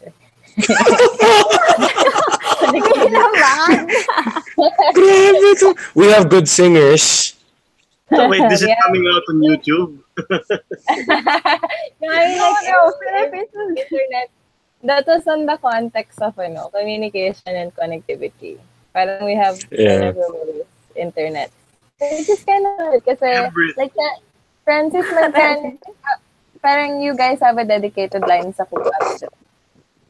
So parang sila Francis sa Coaps, they actually have a dedicated internet and 2 backups. Just cause one will eventually go down. And since they work with both the Taiwan US team, they have to have backup. So, Francis, say hi. Ayaw niya. Hi, Francis. Hi, Francis. Join us. You have to say hello because you're obligated to. Yeah, and tell us about Kuabs and how it's like working with Come Taiwan and here. US teams. Come here. You're gonna talk na. He's spending time kasi with the cats. Hi, cats. Hi. You got a new one, right? Yeah, we have 2 new spawns of Satan. What's their names? No, walang video. Hindi sige mag-usap I want to see your cat. Hi. Hi. Say hi. Hi. parang anak ko It's rin. Francis. He's tired na. Yeah. So, yun. They work 6 days a week kasi. So, go home time is sacred to Francis. What does Solon do to him? What does Salon do to you ba? Destiny 2 daw. Ah, Ay, do you guys That's play good to know. games in your studios pala? do we what? Yes, we Do you do. guys? Yes, you do, no? parang it's good to not to have a sleep. Kasi, Yeah, parang no weirdo ako because I was talking to someone that I will not name in the video game industry. Tapos he doesn't play video games. Parang like, no. Why? That's a requirement in fandom. Oo nga. Diba? Pero, oh. It's called research. Yes. Right? Ma. How can you not play games, play rock music, or you have to. Tama nga. My Makes for good devs team are building. actually surprised I know their music. Yeah. I actually teach them how to appreciate 70s music too. 70s. Subject nerd agreement says hi sa chat. That's hi JL. Oh, hi JL.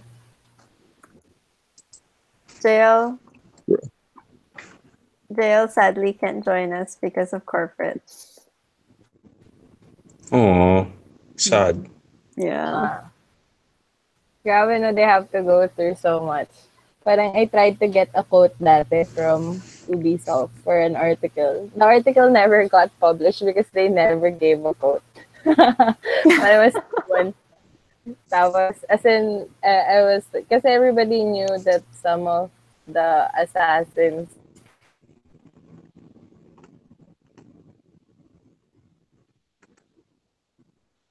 And we lost her again.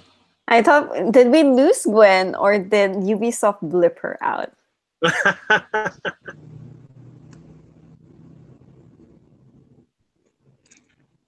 Yeah, we lost her. Yeah. Yeah, Gwen, come back. they killed her because, she was going to say something about Ubi. No. Cannot say anything about Ubi.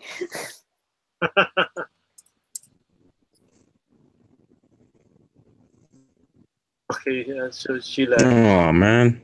Is she? Oh, or They know she's they're trying to watching. get back. They're like, Gwen, no. Oh, she's back again, but she can't talk about Ubi anymore. Who knows? Oh my god, I got bleeped. They knew. They're like, can't talk. They're watching. Yeah, they're watching. The Templars are watching. How many Yes. people? Are in that? The 30. drink up. 20. Si Nicola, 24. 24 people came actually. Oh, yeah? Because he had 10 buckets of beer. Yeah, Yeah. it was great. It was epic. Yeah. Derek paper. I sent 2 people Yeah. and they lost you and you lost them.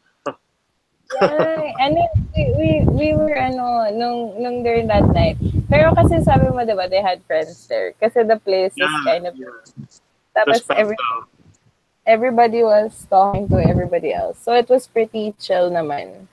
And yeah, so we do kasi the reason naman for Game Dev Drink Up is worldwide every second Thursday of the month.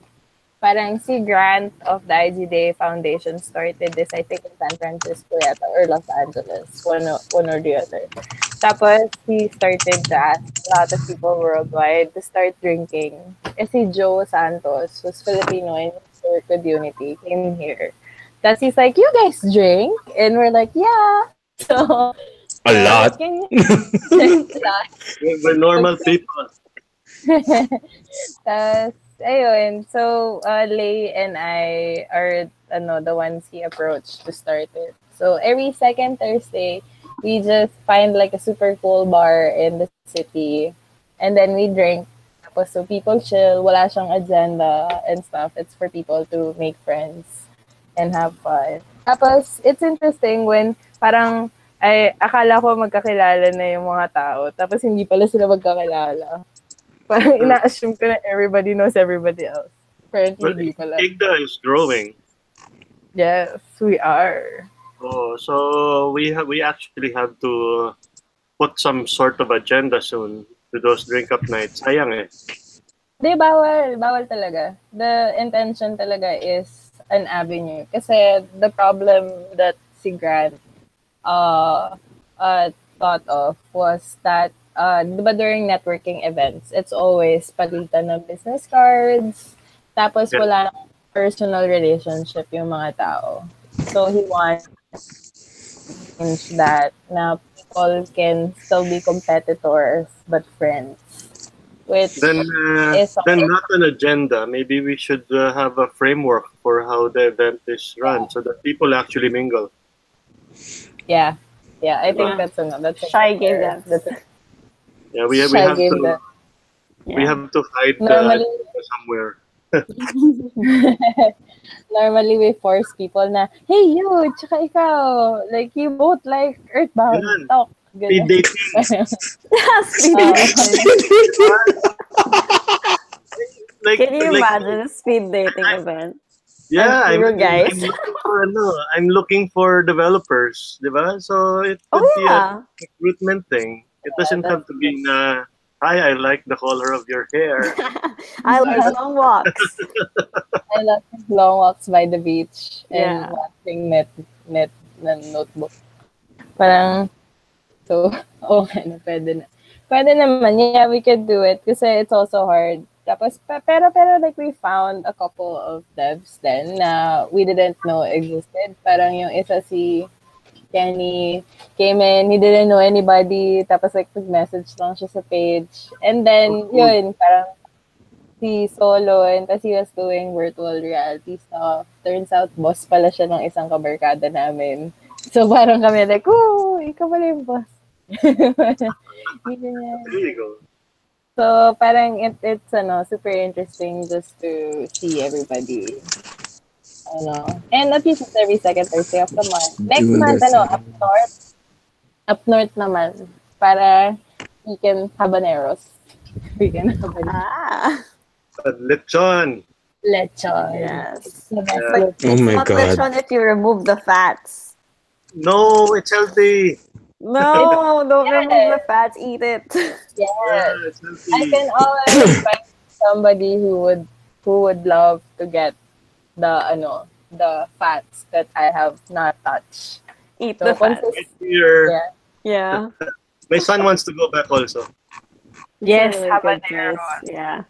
One of the few times he's been out at night. So yeah. He didn't want to go home nga, di ba? Kasi you Hi guys to your were- son. You guys gave him a beer. You gave him one. I don't have to. He writes in Python already. So very soon. Oh, nice. Yeah. Yeah. Well, this summer lang he's going to Ninja Academy para mixed. Wag Uy. naman na What's puro Ninja Academy? Is that the one na parang puro obstacle course? parkour. It's a Yeah. parkour Yeah. training camp. Yeah. So I have to mix the intellectual exercises with some physical. Otherwise, he'll be a geek forever, like me. Nothing wrong with being geek. It's nothing wrong at all. Yeah, Yeah. but But Ninja Academy is cool. you have to learn how to use your body, the motor skills, diba? So I think that's part of growing up, to release some testosterone. Tama. Endurance. Yeah. Mm-hmm. My son naman kasi I Or think just he's destined to become a game developer. Yeah, you should That's have a good. talk. train How your body raise to a handle game crunch developer time. son. Yes. Oo nga. That's Diba? right. Right? Okay. How to raise your son properly by Sir Paulo. No rules whatsoever. All I'm gonna say. I'm also the captain of the Star Trek club, so I actually encourage my son to just be himself. If he's different, I encourage him. So I think the no rules rule is working for me. You're very lucky to have like a very behaved son then. Yeah. Although kasi you Because raised he's him only that 12. Yeah. Next year, until about 16 years old, it's going to be a different story. I know that for a fact. I already told them you're gonna snap at me more often. About teenagers. Yeah.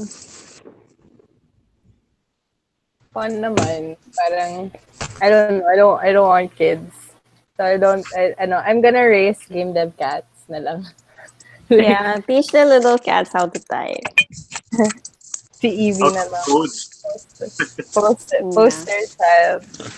Tapos, Yeah. pero actually, sa not BDC, si Francis sort of started a trend where all devs post cat photos. I saw that. Tapos, Oh, I Pretty saw that fun. too. Yeah.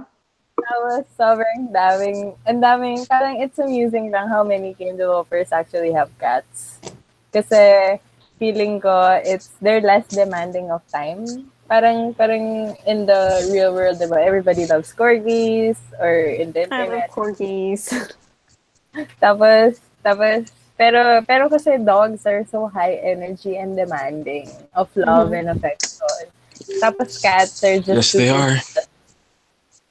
So, parang I think that's why cats are the choice of companion for game devs. Kasi, they just sit on your laptop, you move them, they sit again. Parang it's so fun kasi hindi mo sila kailangan i-walk. Yeah, they're independent. And kasi like even locally, diba, si Marnel has a cat. Parang so many people have cats as pets, as their choice of pets. Watching Actually, now Nicola that you mention it. like watching I'm Nicola sorry. right now is like watching a player unknown video. No, I'm actually still in the office and I'm locking up right now because I've just What? wrapped You're up still work. in the office?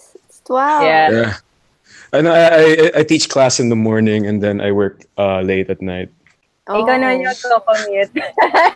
Take us on a tour of your office, if it's allowed. Okay, I'll take you to the non-restricted parts. Okay, so all right. Here's the front door. And you can see the Monstronauts logo in its inverse.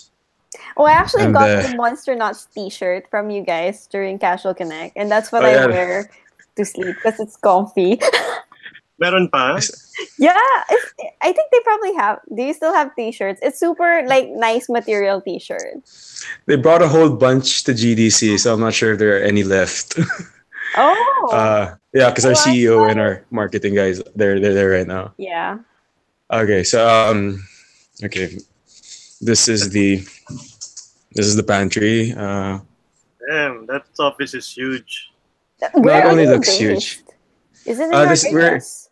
Quezon City, actually. Oh, Quezon City. Oh. Yeah. Is it still the one near the archery? Yes, it's the one near Archery. We're actually across Synergy 88's mocap studio. So The top floor sila. yeah, this is our unused ping pong table. Yeah, and there's just computers and all that. It's a very big office. Yeah, that's huge. Actually, maybe I haven't seen much studios. The only other studios I've ever really been in and worked at are actually also pretty huge. I took my internship at Gameloft. That's like an entire floor. Yeah. And then I came from Oh yeah. and Secret Six has like 150 people. But yeah, I guess this is pretty huge. For the amount of here's- people you have, yeah. Yeah. Visit my office. One of Yes. the two offices. The Unli beer. Here. Yes, that one. All right, and there's actually a toy collection up here. So yeah, it's really interesting stuff. So yeah, I'm gonna be heading out in a bit. It was really fun. Thank you so much for Wait, are you letting me. far from your office or? He lives in Mandaluyong and Ah, that's okay. It's nearby lang. Yeah, but my internet is not as good there, Ah, okay. Sige. so I might not be able to rejoin you guys. Yeah, no, it's okay. Lock up and be safe when you're away Yes. home. Thank you so much. Thank you, Hope I Nico. didn't Thank I you, didn't Nico, and blabber thank too you for much. showing your office then. It was my pleasure. My pleasure. But yeah, See you guys Montreal has around. the best t-shirts. Yeah, try to ask our marketing person if there are any more because I also Yeah. don't have one. Yeah, it's Next really week, nice t-shirt. Tweet Bobby. Ano siya sa Twitter? Like, hi Bobby, we please.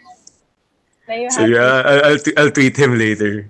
Bobby, may t-shirts pa ba tayo? So yeah, Yeah, I'll see you t-shirts are guys. nice. Okay, Have fun. bye. Ayan. I'm gonna have to go in a while too because Yeah, me too. my son's Yeah. graduating in 6 hours.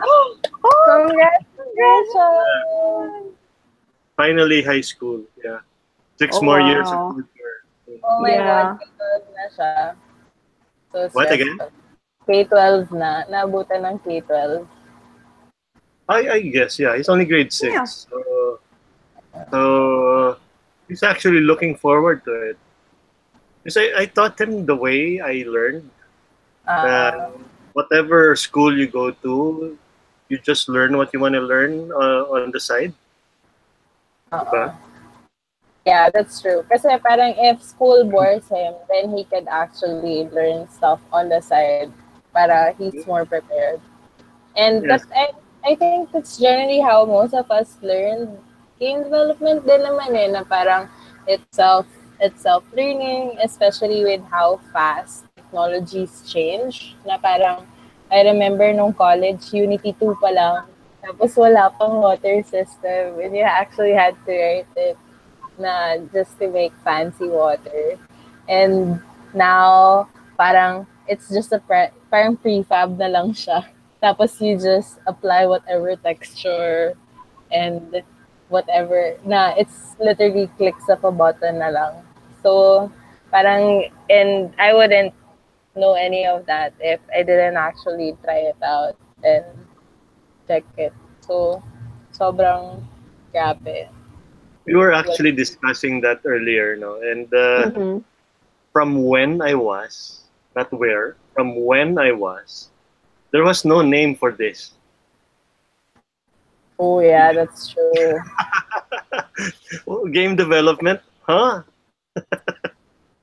Yeah. Well, I was just doing something. There was no name to what I was doing. Grabe Yeah. na tapos ngayon, it's such a buzzword. It's an industry, di ba? Grabe. So, yun. More of this, I guess. I'll have to go now. Yeah, all right. Thank you. Guys. Bye-bye. Bye. Congrats to your son. Oh, congrats, super. I think I need to go on a run. Junya, you didn't talk so much. Yeah, he's very shy. You have to. You're the pinnacle of why people don't stay in game development but are super talented. What? Diba? Parang I'm so I look up to so many people and Junya is one of them. You should check out their Global Game Jam games. Alam mo ba, alam mo ba, related literature kayo ng isang student? Yung Anong game? niyo. Anong game? Yung Don't Jack. Oh, shit. So, related literature kayo. Tapos, normally kasi I take a photo. Parang Don't Jack kasi, Michelle, is their global game. I think that was the first one with Patsy, no, as their artist. Yes. Or that was the first game they had Patsy as an artist, sila ni Josh. Tapos it's siguro i-bleep na lang to or something. Pero it's a game about jacking off.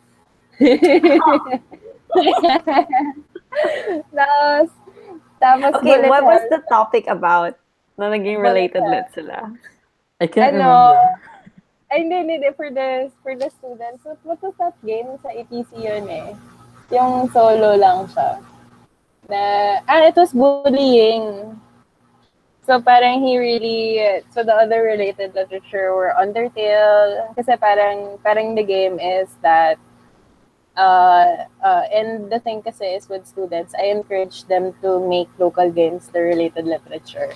So, parang sell to check global game jams and stuff like that. Tapos, so he liked the bullet hell concept. Kasi, di ba with bullying, like, how do you avoid words? Go on with your day. Tapos, maganda kasi yung mechanic. Di ba, ano kayo, split screen, essentially, the bullet hell is yung nasa baba. And then you had, like, visuals on top. So, super, parang ako, like, so tawa na nakita ko. Oh my God! Like, out of all the games, so talaga, the game was jacking off. Parang, but it's a well-made game, so, of course. What was the theme and why was it about jacking off? It wasn't my idea, for the record. It was Patsy's idea. It was our artist's idea. Oh. So it's not a Me Too thing kasi it's women empowerment. So it was a girl who came up with the idea, then it's okay. It's okay. Hindi male games.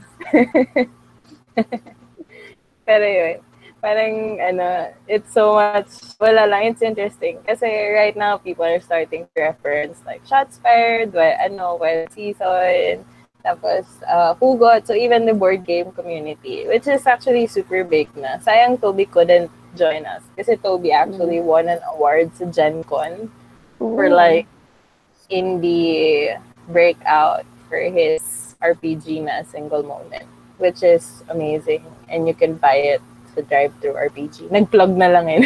Yeah, go on, keep plugging. Tapos ayun naman, it's wala lang, parang si Juniel, sana marami na siyang pera para he can go back to game development, tapos give us money to start our studio. Juniel, magpayaman ka kasi we are in a losing battle of of making money but doing what we love. Yeah, it's so hard, to make money in game dev. Oh, Unless I'm waiting you're- up for Ronnie to be successful. Yeah, Kasi- Ronnie will be. Sana. Oh, hopefully. Yeah. Ronnie will be. Pero Squeaky Wheel did well with academia, diba? Considering political animals didn't sell a lot. Mm. Tapos, ang kulit lang na parang with the remaining runway they had, they made the game and made, So, sobrang grabe sila mag-budget. Galing ng Squeaky Wheel. Yeah. I think you need to, put a list of lahat ng awesome Filipino game devs and then make an article and then yay. Yeah, because there's so many cool stuff, diba? Normally, kasi I do, parang Game Prime Asia, sa the Indonesian thing. They asked me for a list of top 10 games. Tapos parang ako, okay, this is not top 10. This is literally the first 10 I can remember. Kasi there's so many good games. Yeah. So parang ako, this is not a biased thing. This is just literally people I interact with on the almost a daily basis. Pero parang the letter did so well then, yung visual novel ng Yang Yang Mobile. Which is ironically, they don't release games on mobile, but they're Yang Mobile. Tapos, so sobrang, saka excited ako for yung Mooney Interactive. Hindi Yeah. mo pa na-release yung Depression. Di pa. I'm still in QA mode. Nakita ko sila Ronnie, tsaka sila Don kahapon in QA mode. Yeah. Oo, pero yun, parang wala lang. Masaya. Nagbabasketball pa rin kayo? Just done. Just finished up. Kasama niya fun guy? Or Umalis na sila. Yeah, umalis. They're out. yung basketball thing kasi is normally that's quick fire versus fun guy. Yeah. Yeah. Tapos Wow. quick fire. Never basketball game. Quick fire goes down. Pero natuloy pa din. Tapos eventually, people from fun guy started leaving din. Yeah. Yeah. Pero nandun pa rin yung basketball. Yeah.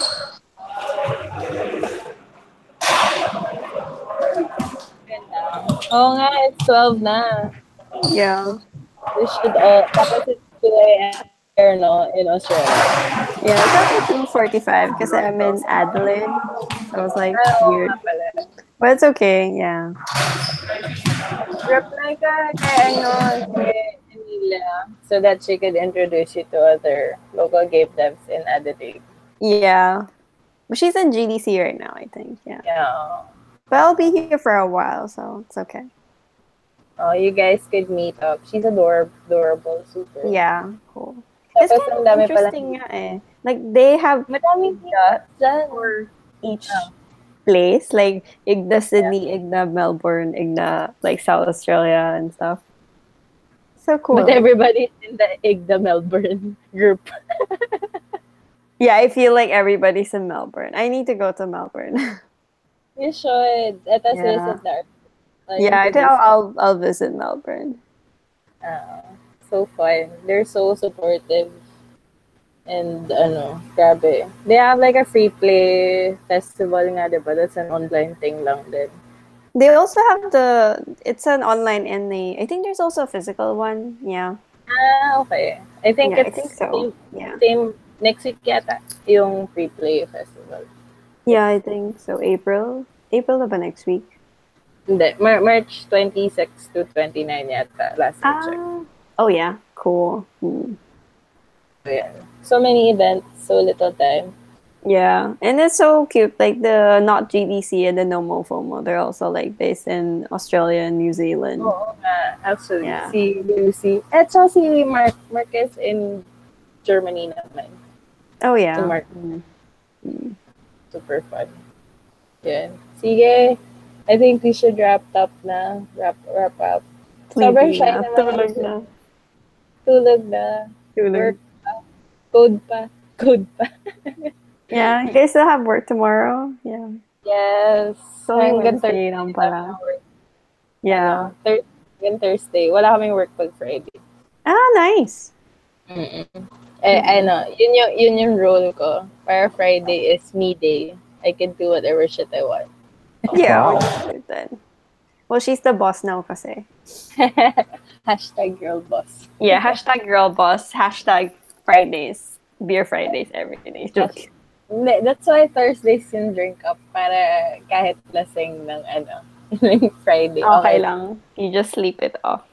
Yeah. Oh my God, sana hindi ito mapanood. Yan. Sinibit. Sige, thank you so much. Thank you so much for joining Thank you. us. Bye-bye. Bye-bye. Bye. Last words. Wala din last words. Nawala. Ako pala yung alas. Sige, Yeah. bye-bye. Bye-bye. Bye-bye.